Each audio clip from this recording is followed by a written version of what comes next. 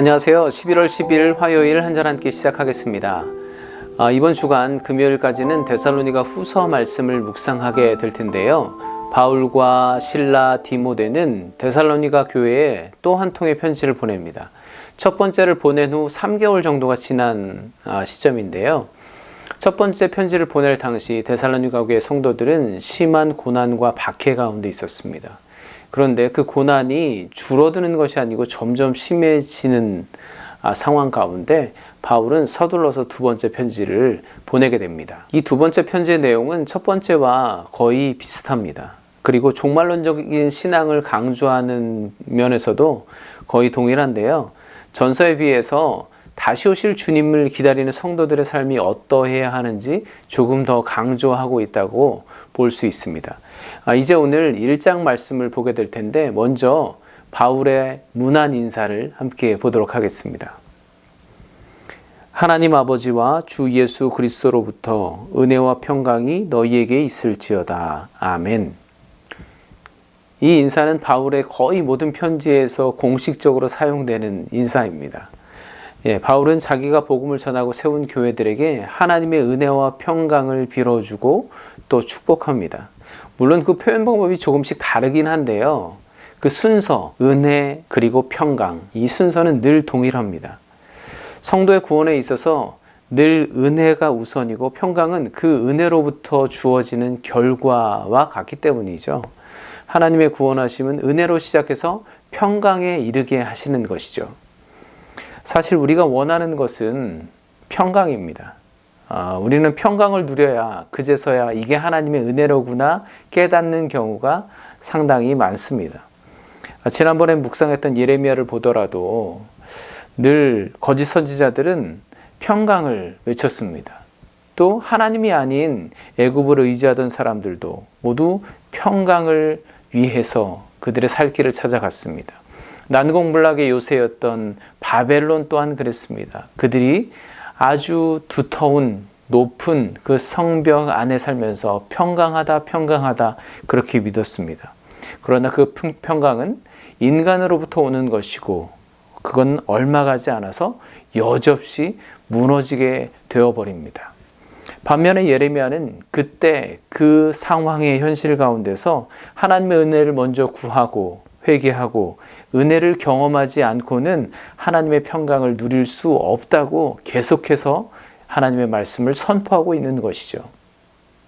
그래서 여러분, 우리가 하나님의 은혜를 통과하지 않고는 하나님의 평강을 누릴 수 없음을 꼭 기억해야 하겠습니다. 이어서 오늘의 한 절 말씀, 3절 말씀 보겠습니다. 형제들아, 우리가 너희를 위하여 항상 하나님께 감사할지니 이것이 당연함은 너희의 믿음이 더욱 자라고 너희가 다 각기 서로 사랑함이 풍성함이니. 아멘. 바울은 데살로니가 교회 성도들이 심한 고난과 박해 가운데서도 그들의 믿음이 자라고 서로 사랑함이 풍성해져서 모든 어려움을 인내와 믿음으로 잘 견디고 있음을 항상 하나님께 감사한다고 말합니다. 그리고 다른 교회들에게도 이 데살로니가 교회를 자랑한다고 고백하죠. 저는 이 3절 말씀 중에 항상 하나님께 감사하는데 이것이 당연하다라는 말씀을 한번 묵상해 보았습니다. 하나님께 감사하는 것이 당연하다는 말인데 영어 성경에도 그렇게 표현하고 있는데요. 이 말은 무엇을 할 의무가 있다라는 표현입니다. 그러니까 감사할 의무가 있다는 말이죠.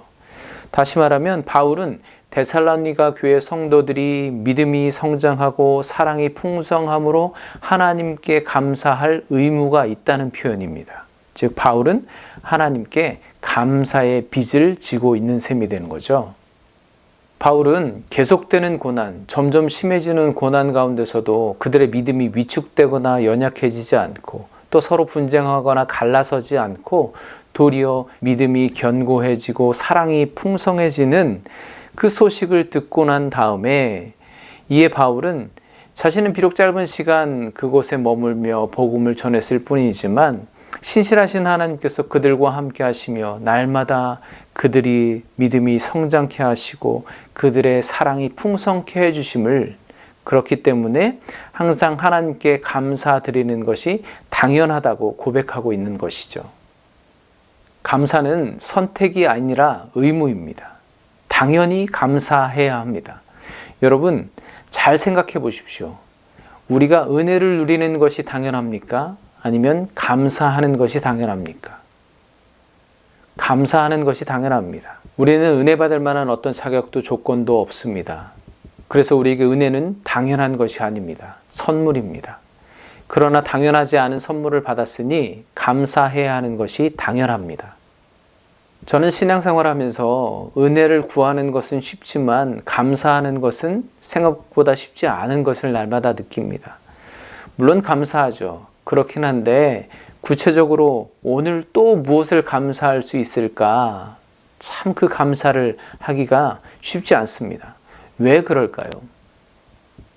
부부가 살면서 다투는 경우가 종종 있습니다. 네, 어떤 분들은 자주 다투시기도 하겠지만, 보통은 남편들이 잘못해서 혼나는 경우가 많습니다. 그래서 다투다 보면 아내의 이야기를 듣다 보면은 내가 잘못한 거를 느끼게 되죠. 그래서 아내에게 다가가서 잘못했다, 미안하다 이렇게 고백하면 아내는 여지없이 다시 질문합니다. 뭐를 잘못했는데, 뭐를 잘못한지는 알고 그런 말을 하는 거야? 라고 말하죠. 저는 감사도 마찬가지가 아닐까 생각해 봅니다. 간단합니다. 내가 받은 은혜를 알아야 감사할 수 있는 것입니다. 항상 은혜를 달라고만 하고 정작 은혜를 받고서도 감사할 줄 모른다면 점점 굳어진 마음으로 변해가고 더 이상 은혜가 설 자리가 없는 삶이 되어버리는 것입니다. 물론 내게 영생의 구원의 은혜를 주신 것만으로도 매일매일 평생 감사할 수밖에 없습니다. 그러나 하나님의 은혜는 그게 다가 아니지 않습니까? 날마다 우리에게 베풀어 주시는 은혜가 있는 것이죠. 핍박과 고난이 너무 심해서 제발 주님의 날이 빨리 왔으면 간절히 기다리던 데살로니가 교회 성도들은 날마다 신실하게 도우시는 하나님의 은혜를 통해 믿음이 성장하고 사랑이 풍성해져서 그것으로 당연히 감사할 줄 아는 사람들이었고 바울도 그렇게 고백하고 있습니다. 오늘 여러분에게 신실하게 허락하시는 하나님의 은혜가 무엇인가요? 그 은혜를 알고 오늘도 당연히 하나님께 감사할 줄 아는 복된 하루가 되시기를 간절히 축복합니다. 기도하겠습니다. 하나님, 내가 누리는 은혜보다 주께 감사함이 당연한 삶이 되길 원합니다.